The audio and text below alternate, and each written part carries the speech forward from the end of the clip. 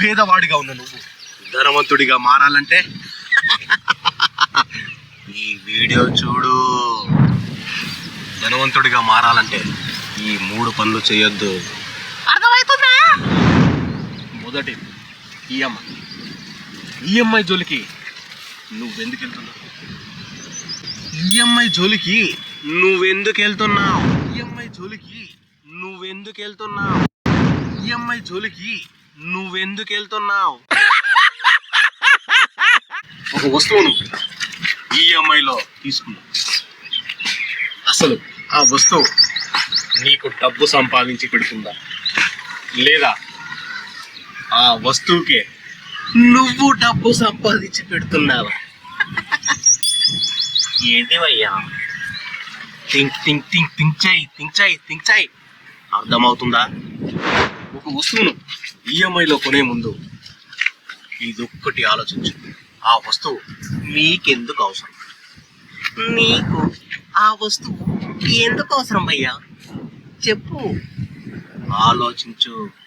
ఆ వస్తువు నీకెందుకు అవసరం? ఆలోచించు భయ్యా. ప్రతి పేదవాడు మొదటగా తప్పు చేసేది ఈఎంఐలో వస్తువు తీసుకొని ప్రతి నెల కష్టపడుతూ ఈఎంఐ కట్టడం.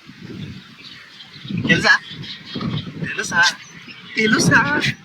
ఒకసారి ఈఎంఐ తీసుకునే ముందు ఇంట్రెస్ట్ అని, ప్రాసెసింగ్ ఛార్జెస్ అని, ఆ ఫీజు అని, ఈ ఫీజు అని ఆ ఫీజులు అని ఎన్నెన్నో ఫీజులు ఉంటాయి భయ్యా.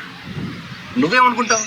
హే, వస్తువు ఏదో డౌన్ పేమెంట్ 1000, 2000, 3000 కట్టేస్తే మన ఇంట్లో పెద్ద వస్తువు తీసుకోవచ్చు అనుకుంటాం. కానీ దానికి ప్రాసెసింగ్ ఫీజులు, ఈ ఛార్జులు, ఆ ఛార్జులు అన్నీ కలిపి మోపడైతాయి. అర్థమవుతుందా? నీకే అర్థమవుతుందా? అసలు వస్తువు తీసుకున్నావు కరెక్టే, నువ్వు వస్తువు తీసుకున్నావు కరెక్టే.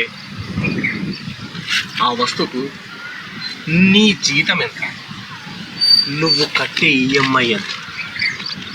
నీ జీతం 15,000 అయితే ఆ వస్తువు 7,000 కట్టాలి. 7,000 కట్టాలంటే ఇంట్లో ఏమిస్తావు భయ్యా? ఇంట్లో ఎట్లా తాగుతావు భయ్యా? ఆలోచించు. ఇదే మొదటి తప్పు. ప్రతి పేదవాడు చేసేది ఇదే మొదటి తప్పు. ఈఎంఐలో వస్తువును తీసుకో, అవసరం లేకుండా వస్తువులు తీసుకొని ఊర్లో అందరి ముందు తప్పు కొట్టుకోవాలి. నేను ఈ వస్తువు తీసుకున్నా, నాకు ఆ వస్తువు ఉన్నది అని. అవునా కదా? దించే భయ్య. ఫస్ట్ మనం పేదవాడిగా చేసే తప్పే ఈఎంఐ. ఇంత ముందుకు ఫస్ట్ వన్, గొప్పవాడిగా కావాలంటే ఫస్ట్ వన్ చెప్పా. ఇప్పుడు రెండోది, నువ్వు గొప్పవాడిగా అవ్వాలంటే గొప్పలకు పోయి చెప్ప చేతిలో పట్టుకోదు భయ్యా. ఎందుకో తెలుసా? ఇప్పుడు వేరేటోని చూసి మనం వేలు కాల్చుకోవద్దు. వేరేటోని చూసి వేలు అసలు కాల్చుకోవద్దు. థింక్ చెయ్యి. గొప్పలకు పోయావనుకో, ఈ చిప్ప ఉంది కదా, ఇంత కూర ఉంటాయి అమ్మో, ఇంత పువ్వు ఉంటాయి అమ్మో, నీ పిల్లం బిడ్డల సల్లంగుంట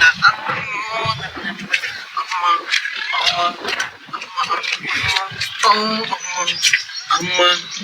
ఇదే సాంగ్ పాడుకుంటూ అమ్మా అయ్యా అమ్మా అనుకుంటూ పోవాలి. అసలు గొప్పలు పోవడం అంటే ఏంటో తెలుసా? చెప్తా. గొప్పలు పోవడం అంటే ఏంటో తెలుసా భయ్యా? ఇప్పుడు పండుగలు హబ్బాలు వచ్చినప్పుడు వేరేటోని చూసి, ఇందాక చెప్పాను కదా, వేరేటోని చూసి మనం వేలు కాల్చుకోవడం అని, అది ఇక్కడ పడుతుంది చూడండి. ఓకేనా?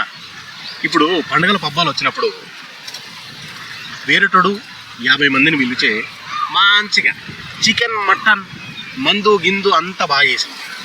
అట్లనే పండుగల రోజు నువ్వు కూడా చేద్దాం. అసలు నీ దగ్గర పైసలు ఉన్నాయా? నాకు చెప్పు. నీ దగ్గర పైసలు ఉన్నాయా?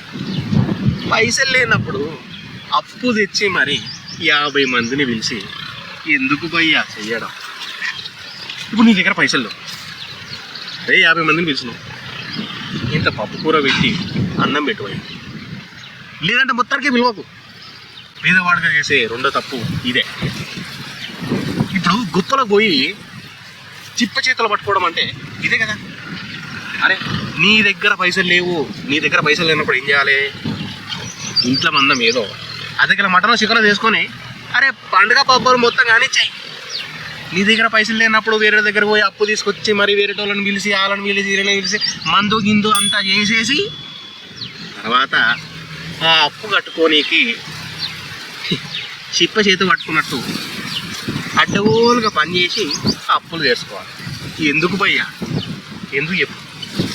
ఆలోచించన్నా, మిమ్మల్ని ఆలోచించండి.